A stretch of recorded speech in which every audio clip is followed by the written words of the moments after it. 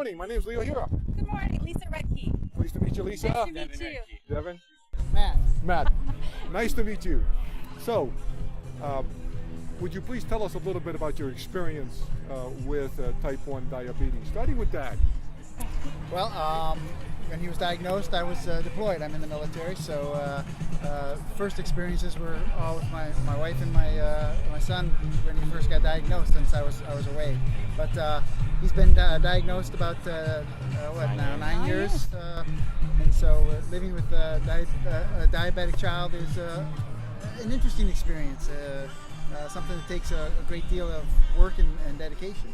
So how were you notified when you were in deployment that this diagnosis had occurred? I got through the Red Cross. They sent a Red Cross message to let me know my son was in the hospital, and that they requested me to come home to help. Okay. And Mom, your experience? Well, let's just say no 2 days are ever the same in our house. It's turned into actually a blessing for our family. We have turned it something that was very hard and devastating to our family. We've turned it into a positive, and I think because of it, our son has found his passion in life, and that's rewarding as a parent. Wonderful. And Devin, how about your experience? I guess when I first got diagnosed, I really didn't know what the disease was or anything about it, even if I would survive the next day or anything. But I think I've turned this negative disease into something beneficial and found my passion for triathlons and keep going strong with it, and I'm not going to let it bring me down. Triathlon. So what does a triathlon require you to do? It's a swim, bike, and a run.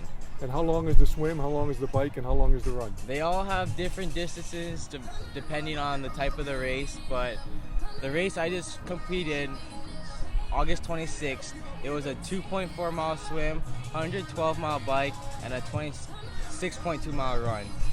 So wow, that is an incredible journey.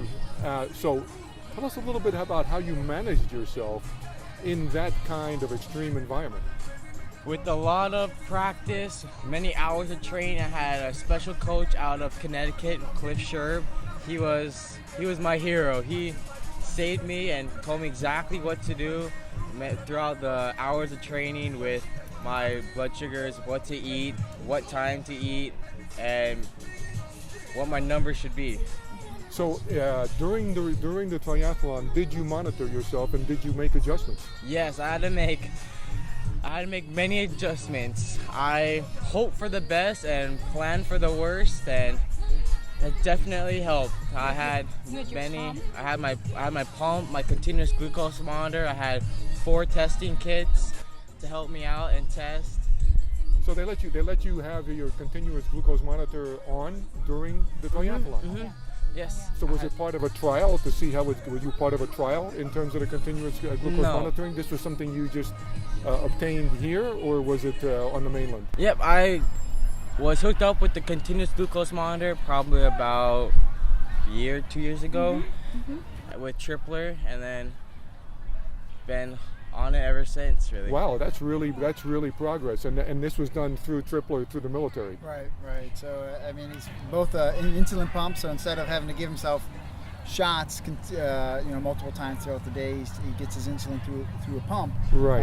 That continuously feeds insulin, and then he can increase it or decrease it kind of on the spot, and then the glucose monitor, continuous glucose monitor, allows him to have an instantaneous blood sugar or continuous blood sugar recording, so he knows, is he going up, down, as it starts to trail down, hey, I gotta eat more carbs, and right. So for the race, it was really critical. Yeah. So did you have to snack?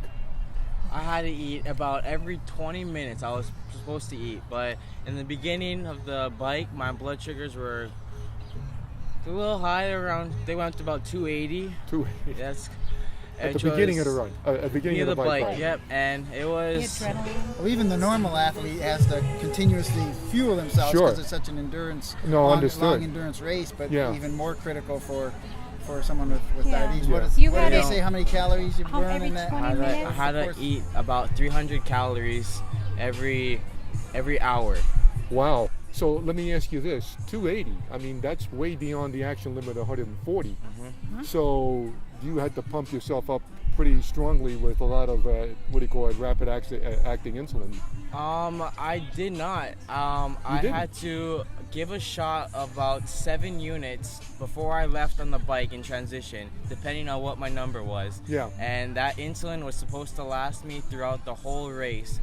And I just had my basals on for the rest of the race, but I did have to manage. I did actually have to give myself insulin probably around mile 40 on the bike because my blood sugar was not coming down. Yeah. And then it finally came down some, and I only gave myself a little because I did not want it to. I did not want to crash and drop really fast. Absolutely. Yeah. Right. Yeah. Incredible. And we also have to make sure people understand there are many adults that have done an Ironman level that are type 1 diabetics. So we have gotten information and they have had equipment and everything.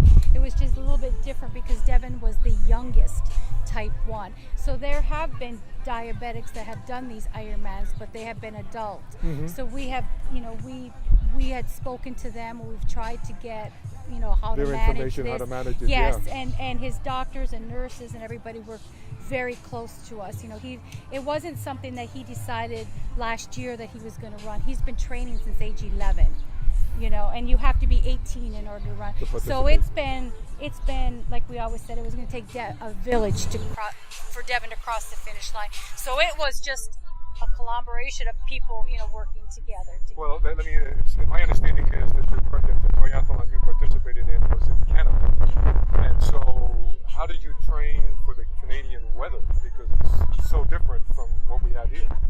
It was. The weather wasn't too much of a difference, really. It was just Even in the water. The water was quite cold. But luckily, I had a wetsuit. So Fresh water versus salt water. Yeah.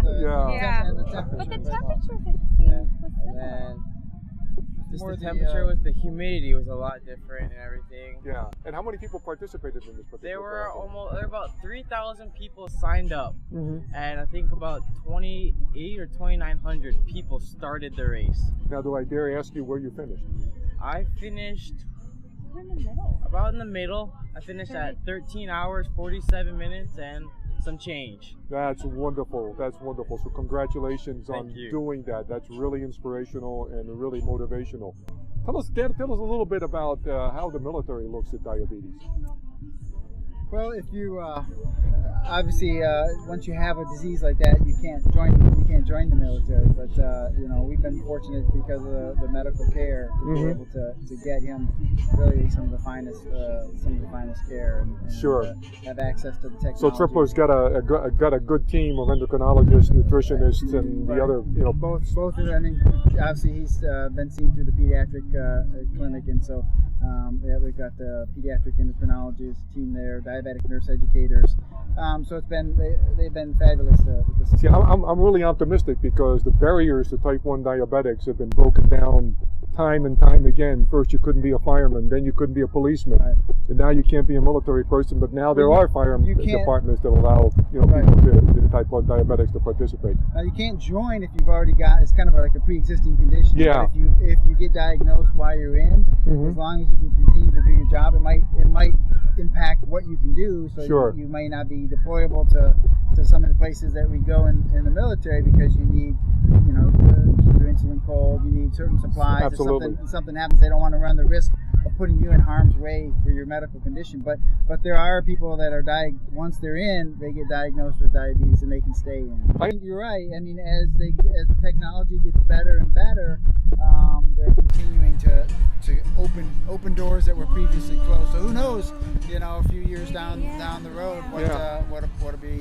But it sounds like your son is saying, "Hey, there's no limits for me. If I can do a triathlon, I can do anything." Well, and that's what the example he wants to set for other kids and adults alike. That hey, nothing can slow you down. Absolutely. If I can do this with diabetes, you can get out there and do it as well with whatever ailment that you have. Absolutely. So let's work towards a cure. Thank you ever so much for sharing. So much. Thank you. Good luck to you. Thank you. right. Thank you. Thank you. Okay, and pleasure meeting you all. Enjoy your day. Thank you. Here we go.